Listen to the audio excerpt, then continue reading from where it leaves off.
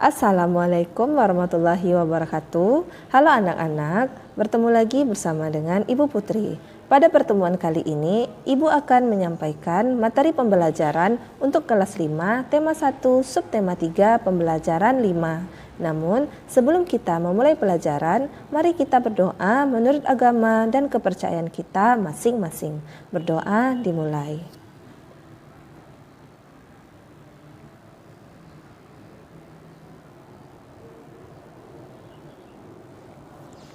Berdoa selesai. Sebelum kita memulai pembelajaran, Ibu akan menyampaikan tujuan pembelajaran yang harus kamu capai pada hari ini.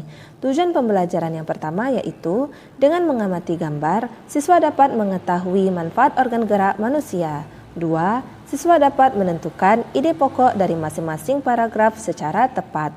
3. Siswa dapat mengetahui kelainan otot pada manusia. Kita awali pembelajaran kita dengan cerita Lani.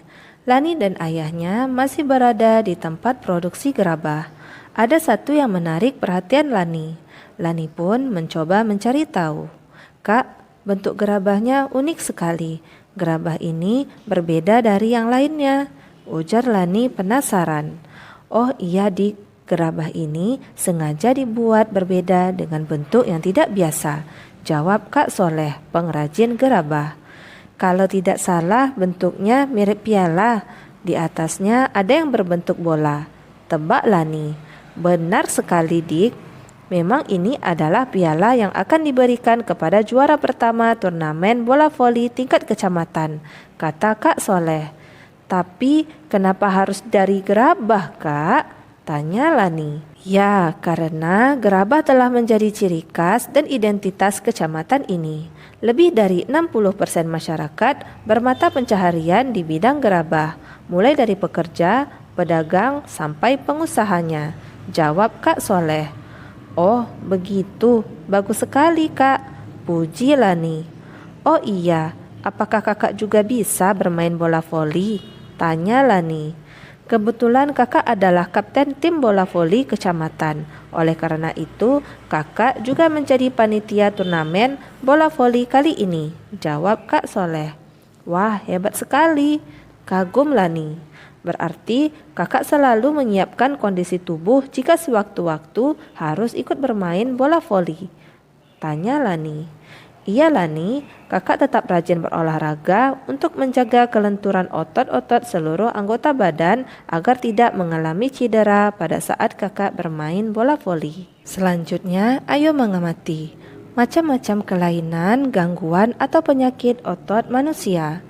1. Hipertrofi, yaitu kelainan otot yang membesar dan menjadi lebih kuat karena sel otot diberikan kegiatan atau aktivitas yang terus-menerus secara berlebihan. 2. Atrofi, yaitu kelainan otot yang mengecil, lemah, fungsi otot yang menurun. Hal ini disebabkan adanya penyakit polimielitis yang dapat merusakkan sel saraf pada otot. 3. Stiff atau kaku leher, yaitu kelainan otot karena adanya peradangan otot trapesius leher akibat gerakan yang menghentak secara tiba-tiba atau salah gerak. 4. Tetanus, yaitu kelainan otot yang disebabkan adanya infeksi bakteri Clostridium tetani. Tetanus menyebabkan otot menjadi kejang-kejang. Selanjutnya, ayo kita membaca teks yang berjudul Salah Bantal. "Sudah 2 hari ini leherku sakit. Kepalaku tidak bisa menengok ke arah kanan secara lurus atau ke belakang. Setahuku ini penyakit salah bantal." "Apa itu salah bantal?" "Ketika bangun tidur, ada orang yang pernah mengeluh lehernya sakit dan tidak bisa digerakkan. Biasanya hanya menoleh ke sisi tertentu saja, ke kanan atau ke kiri. Keluhan tersebut kerap kali diistilahkan sebagai leher tengeng atau nyeri leher." Menurut Dr. Melia Waryanto, salah bantal adalah suatu penyakit yang sering terjadi pada saat bangun tidur, di mana leher terasa kaku dan tidak bisa digerakkan ke kanan dan ke kiri. Penyakit ini sebenarnya disebut dengan torticollis. Tengeng atau torticollis adalah penyakit di mana posisi dagu tidak sejajar dengan tulang dada paling atas dan di depan. Dagu hanya bisa miring ke kiri dan ke kanan. Kejadian ini bisa terjadi dan dialami oleh siapa saja, baik anak-anak, orang dewasa maupun orang tua. Rasa nyeri pada leher ini bisa berdampak pada terganggunya aktivitas sehari-hari. Pada sebagian kasus, hal ini seringkali tidak dipermasalahkan atau dikhawatirkan. Akan tetapi, tidak sedikit pula orang yang menjadikan kondisi ini sebagai suatu keadaan yang sangat mengganggu. Penyebab tortikolis adalah salah posisi tidur, bantal yang terlalu tinggi, bantal yang kaku sehingga pundak menjadi pegal dan kaku, leher terkilir, tengkuk dan leher terpapar angin dan dingin. Selain itu juga disebabkan oleh cedera atau terkilir pada otot leher dan tulang rawan, sendi dan reumatis otot leher. Nyeri leher juga bisa muncul karena aktivitas terus-menerus yang dilakukan dalam waktu yang lama, salah posisi duduk, dan terjadi kecemasan atau stres. Oleh karena itu, kita harus selalu memperhatikan aktivitas yang kita lakukan sehari-hari. Kita juga harus berhati-hati dalam melakukan gerakan yang memanfaatkan kerja otot dan tulang. Semua orang bisa mengalami nyeri. Hal ini disebabkan karena postur tubuh manusia yang berjalan tegak lurus. Posisi kepala di atas ditunjang oleh otot-otot leher dan tulang belakang. Jika otot-otot penyangga kepala tidak kuat dan tidak berada dalam posisi yang baik, maka bagian atas dari tulang belakang akan mudah tertarik dan menimbulkan nyeri. Penyakit ini juga dapat memberikan gejala seperti sakit kepala dan rasa aneh saat menggerakkan kepala. Apabila sudah terkena salah bantal, sebaiknya segera diobati dengan cara dipijat. Namun, dalam memijat harus dilakukan secara hati-hati.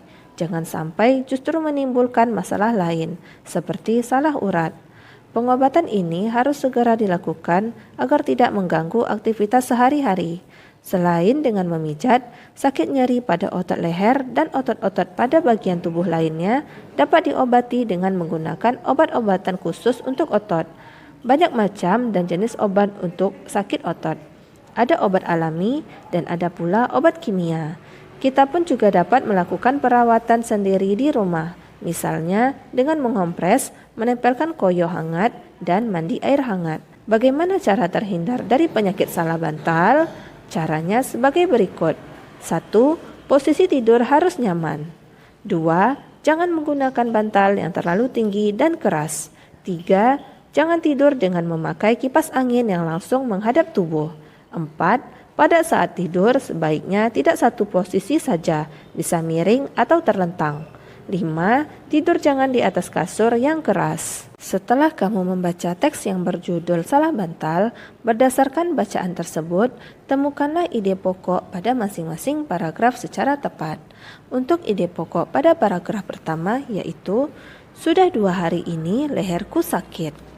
Ide pokok untuk paragraf kedua yaitu, apa itu salah bantal? Ketika bangun tidur, ada orang yang mengeluh lehernya sakit dan tidak bisa digerakkan.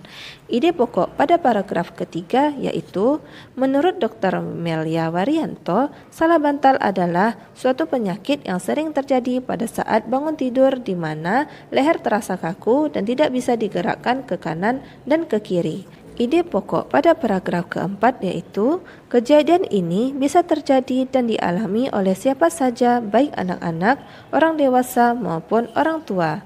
Ide pokok pada paragraf kelima yaitu, penyebab tortikolis adalah salah posisi tidur, bantal yang terlalu tinggi, bantal yang kaku sehingga pundak menjadi pegal dan kaku, leher terkilir, tengkuk dan leher terpapar angin dan dingin. Untuk paragraf 6-10, kamu dapat kembali membaca teks yang berjudul Salah Bantal dan temukanlah ide pokok pada masing-masing paragraf. Buatlah tugasmu di buku tulismu. Kamu telah mengetahui beberapa aktivitas dan gerakan yang salah dapat menyebabkan gangguan pada otot manusia.